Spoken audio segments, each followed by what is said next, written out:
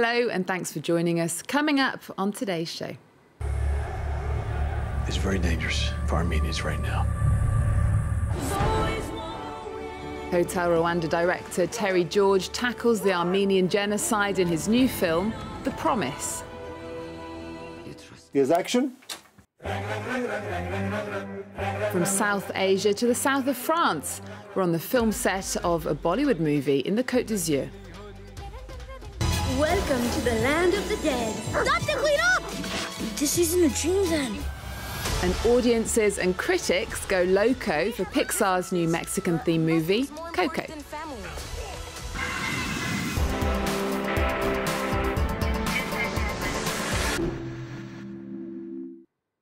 First, he rose to fame with films like In the Name of the Father and The Boxer about the troubles in Northern Ireland, and Hotel Rwanda about the Rwandan genocide.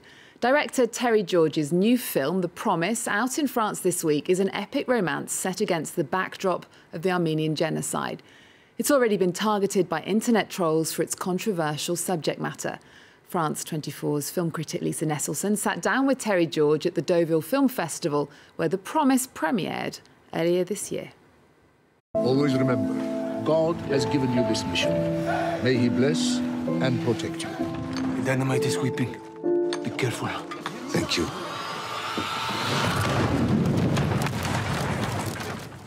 Terry George, thank you so much for joining us today. Great to be here. The Promise, which is a sweeping historical drama, a love triangle set against the background of the 2015 start of the Armenian Genocide. And some people might say, yeah, okay, that happened over 100 years ago. And I wasn't there, so what can I do about it? What would you say to those people to persuade them that this is an important topic? The same people are drowning in the Mediterranean, and this is not history, it's contemporary politics that has evolved over 100 years. And the thing that's important about the Armenian genocide is it was the first great genocide of the 20th century, and it triggered the most horrific trend. So we're here to remember not just the Armenians, but everyone who came after. And this is one of the most vital issues of our time. It's very dangerous for Armenians right now. I want to get you out of here. If it's not safe for me, then it's not safe for any of my people. What is the Associated Press doing here? Reporting on the war. There is no war here. So as we're filming these historic events, we're switching off the cameras, switching on the television, and seeing the same thing happen. And that, for us and for the actors and the crew, gave it an added poignancy. It was particularly important that this film be made because we need to understand this trend that was developed particularly during the 20th century of governments planning and systematically slaughtering nations, tribes, to remove them, capture their land, steal their resources, and establish this racist system. Armenian men are being slaughtered in their villages. Their women and children are being driven into the desert to be murdered. Send that! The character of the American Associated Press journalist, played by Christian Bale, he is telling the outside world, or attempting to tell the outside world, about what he's witnessing, and the only tools he has are his powers of observation and his notebook. And yet he is taken to task for fabricating what he has witnessed. And unfortunately, right now, we have a leader in Turkey and a leader in the United States who take issue with what most of us would call news and call it fabrication or fake news. What can we do about that? What can we do about what journalists are trying to tell the world at any given moment? It's easy for a politician more and more today to create this notion that lies are being told to them by journalists. Most journalists are only interested in telling what they see. And I think the fact of the matter is that some journalists have become so emotional about what they see that they portray it in language that I want to hear. And that truth troubles politicians who are trying to cover that up. And I think we have to have faith in the craft of journalism. We see what's going on in Turkey. I mean, President Erdogan is locking up the intelligentsia of that whole nation. But when it suits someone to say this is a lie, as the Turks have done for 100 years, and now we have this more and more. It diminishes our ability to deal with the crises. They're killing everyone. The convoy have surrounded the hotel. Come on! It's coming! Almost all of the stories you've told so far are about people just really, really hating another group of people for their faith or their beliefs. What is it about irreconcilable differences that interests you and that you think needs to be reconciled? Well, usually in the stories I tell, that there's an ordinary person, quite often a flawed person, whether that's Jerry Conlon in The Name of the Father, or Paul Rusesabagina in Hotel Rwanda, or Michael in The Promise, who finds greatness through his ability to transcend those irreconcilable differences, and who stands above that and who manages to rescue people. And so ultimately people say that, oh, you make films that are very down. I actually disagree with that. I think that my films are about the triumph of the human spirit over horrible evil. You were born in Belfast, and you were involved in politics because that was going on all around you. And then you ended up being an artist. Did you want to be a filmmaker? It wasn't on the landscape. I did want to write, and I thought about journalism. And that journalism became an evolution into playwriting with Jim Sheridan and then film. So I kind of stumbled towards filmmaking. It was never planned. I never went to film school. My film school was David Lean, Costa Gravis, Steven Spielberg, Roland Joffe, the great political filmmakers of our time.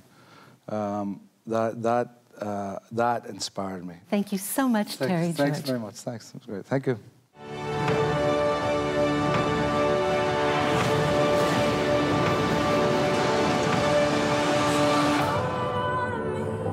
We will build a future together. Lisa Nesselson speaking to Terry George there. Well, next to the film set that's taking Bollywood from India to the south of France, a crew of hundreds is remaking the hit 2003 film Queen in the Côte d'Azur. It means tens of thousands of euros for the local tourist industry, and it could prove to be more of a long-term investment as die-hard Bollywood fans love visiting the settings of their favourite films. Catherine Clifford reports. We're going to show you a video. The idea is for you to improvise, dance in your own way to this Bollywood music. Put through their paces with a freestyle dance. These are some of 130 extras hired every day. This Indian-style shoot leaves a great deal to improvisation, though the story is largely based on a hit Bollywood film.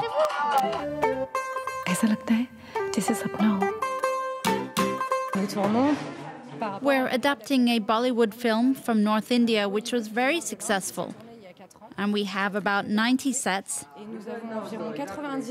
and so 90 scenes to shoot all around the region. The original, Queen, came out in 2014. It's the story of a jilted bride from a traditional Delhi family who goes on her honeymoon alone, travelling to Amsterdam and Paris. The film was praised for taking a turn away from typical Bollywood territory, with a plot that doesn't revolve around a love story and a strong, independent leading lady. This time the story will play out partly in the French Riviera, with a month of filming set to inject funds into the region. 160 technicians and some 30 actors have settled into hotels and villas around the town of Fréjus. It allows us to stretch out our summer season at a time that would normally be off-peak. With this party alone, we have around 100 guests, so it's great for us. The shoot could also prove to be a more long-term source of revenue for the local economy. It's both a touristic and an economic vision, because as you know, Bollywood stars are absolutely worshipped. There are over 1.3 billion Indians, and it's common for some of them to go on a kind of pilgrimage to visit filming locations. Here's action. The film's overall budget is close to €6 million, and some 300,000 of that is set to be spent in the region. And we're going to leave you with Pixar's 19th film, Coco, which is already a box office winner. There are nods to Mexican life and culture in the movie, which focuses on a boy named Miguel who tries to reconnect with his family's musical roots during Mexico's Day of the Dead. Here's the actor and director. The Day of the Dead is a celebration that you can invent yourself. And that's what's beautiful about that tradition, is that there is no set way. You know, there is no, like, you can bring anyone. We can all add stuff because why? Because there is no complete answer in that. That's just a testament to the beauty of the celebration of Dia de Muertos and how family-centric it is. And it's this whole notion of a big family reunion that kind of spans the divide between the living and the dead. There we go, that's the film Coco. That has been praised for avoiding cliches and stereotypes. Remember our website. We're also on Twitter and Facebook. There's more news coming up on France 24 after this. My family thinks music is a curse. Great-great-grandfather, none of them understand me. I'm supposed to play music. All right, who's in there? I'm sorry. What's going on? I'm just dreaming. Ah! Do you mind? Welcome to the land of the dead. Date cuidado! You gotta stay with me, boy. This isn't a dream then. Miguel, you're here. We're your family, mijo.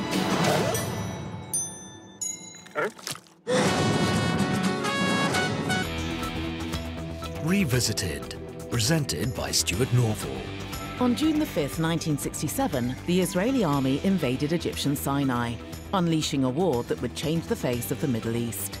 During the Six-Day War, Israel took rapid possession of the Golan Heights, the West Bank and the Old City of Jerusalem, holy sites for Jews, Muslims and Christians alike.